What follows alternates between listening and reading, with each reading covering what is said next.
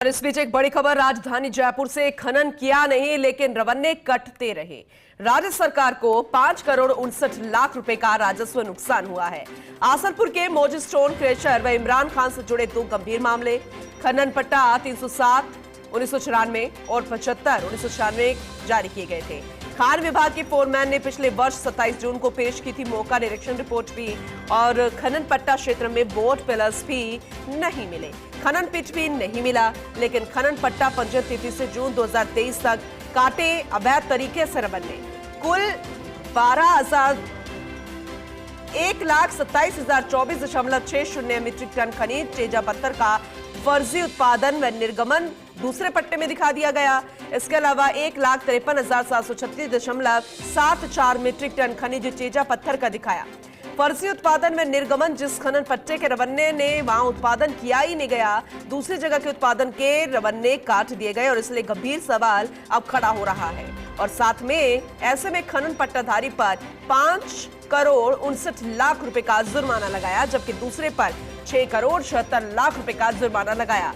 पिछले साल 8 अगस्त को पट्टाधारी को 30 दिवस में जवाब पेश करने का नोटिस दिया गया था, लेकिन ना जवाब पेश हुआ और ना ही 10 महीने में खान विभाग में डिमांड जारी की गई। और ऐसे में पट्टाधारी को 10 महीने तक खनन करने और रवन्ने सही साबित करने का जानबूझकर मौका दिया गया। पूरा मामला क्या है, क्या कौन जिम्मेदार अधिकारी है और जिन पर कार्रवाई होनी चाहिए, आखिर पूरा मामला क्या है, समझेंगे हमारे एसोसिएट एडिटर निमल तिवारी से। निमल जी, जरा विस्तार से समझाइएगा दरअसल ये मामला क्या है, क्योंकि बहुत ही गड़बड़ झाला इसमें नजर आ रहा है। सुप्रभात पूनम। देखिए, निश्चित तौर पर बहुत ही गंभीर मामला है और खासकर तब जब प्रदेश के अंदर भजनलाल शर्मा सरकार है और जीरो टॉलरेंस की नीति पर सरकार काम करती है। और खास बात यह भी है कि खुद मुख्यमंत्री भजनलाल शर्मा के पास खान महकमा है, उसके बावजूद खान विभाग के जो कुछ जिम्मेदार अधिकारी इस तरह का दुस्साहस कर रहे हैं जिससे सरकार को राजस्व नुकसान पहुंचे। सीधे तौर पर मामला है आसलपुर से जुड़ा हुआ, जो कि फुलेरा के अंदर पड़ता है। आसलपुर में मोजी स्टोन क्रेशर और इमरान खान नाम से जुड़े 2 खनन पट्टों का मामला है, जिसमें खनन पट्टा संख्या 307/1994 में मोजी स्टोन क्रेशर का है, जबकि इमरान खान के नाम से 75/1996 में खनन पट्टा है। देखिए, ये खनन पट्टे जारी करा दिए गए और उसके बाद वहां से लगातार रवन्ने भी काटे गए। लेकिन खास बात ये रही, जब शिकायतें पहुंची खान विभाग के पास, तो पिछले साल की बात है 27 जून 2023 को खान विभाग का फोरमैन मौके पर पहुंचता, देखता है वहां तो किसी तरह का खनन हुआ ही नहीं। जमीन सपाट पड़ी हुई है, किसी तरह के कोई बोर्ड नहीं, कोई पिलर्स नहीं, कोई खनन पिट नहीं, यानी कि वहां पर बिल्कुल जीरो खनन था, खनन किया ही नहीं गया। और फिर रवन्ने कटते रहे। तो ऐसा कैसे संभव है कि जब आप खनन ही नहीं कर रहे, रवन्ने क्यों काट रहे हैं? तो पता पड़ता है उसमें जिस तरह की आशंका है कि वो दूसरे स्थान पर जब किसी और जो खनन कर रहा था, अवैध खनन कर रहा था, उसको अपने रवन्ने दिए ताकि उसके खनन को वैध ठहराया जा सके और उससे रवन्नों के बदले में पैसा लिया जा सके। यही कारण रहा कि उसके बाद खनन पट्टाधारी की शिकायत, दोनों खनन पट्टाधारी की फोरमैन ने लिखित शिकायत करी, उनको नोटिस जारी किया गया।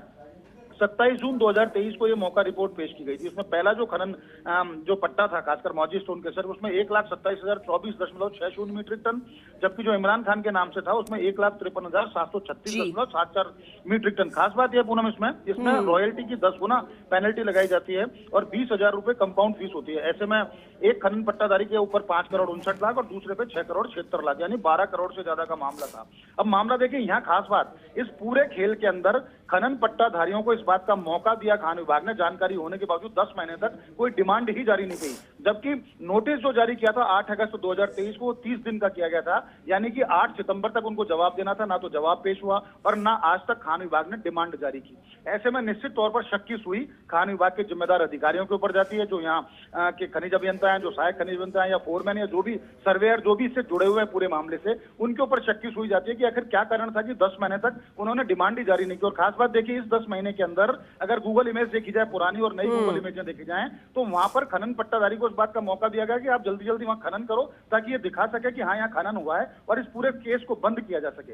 मामला 12 करोड़ से ज्यादा का है और सरकार को सीधे तौर पर राजस्व नुकसान हुआ है। तो ऐसे में उम्मीद यह है कि इस पूरे मामले में अब खान सचिव आनंदी और भगवती प्रसाद, जो खनन निदेशक है, वो कार्रवाई करेंगे। जिम्मेदार अधिकारियों से वसूली भी होगी और जो खनन पट्टाधारी हैं, जिनके ऊपर आरोप है, उनके ऊपर भी दोष निर्धारण करने के बाद जो भी वसूली की कार्रवाई की जाएगी, ताकि सरकार के ऊपर जो राजस्व नुकसान हुआ है उससे भरपाई की जा सके। और इस तरह की जो प्रैक्टिस है, माल प्रैक्टिस कह सकते हैं, इस तरह की जो प्रैक्टिस है उनको रोकने के लिए एक नजीर पेश की जाए कि खनन हो नहीं रहा है, खनन पट्टे दूसरे हैं और खनन रवन्ने कहाँ के जारी हो रहे हैं, ये प्रैक्टिस रुकनी चाहिए। बिल्कुल, क्योंकि अब तो सब कुछ सामने भी आ गया है, तो उम्मीद करेंगे कि जल्द से जल्द कार्रवाई भी होगी। बहुत शुक्रिया विस्तार से इस जानकारी के लिए निर्मल जी आपका।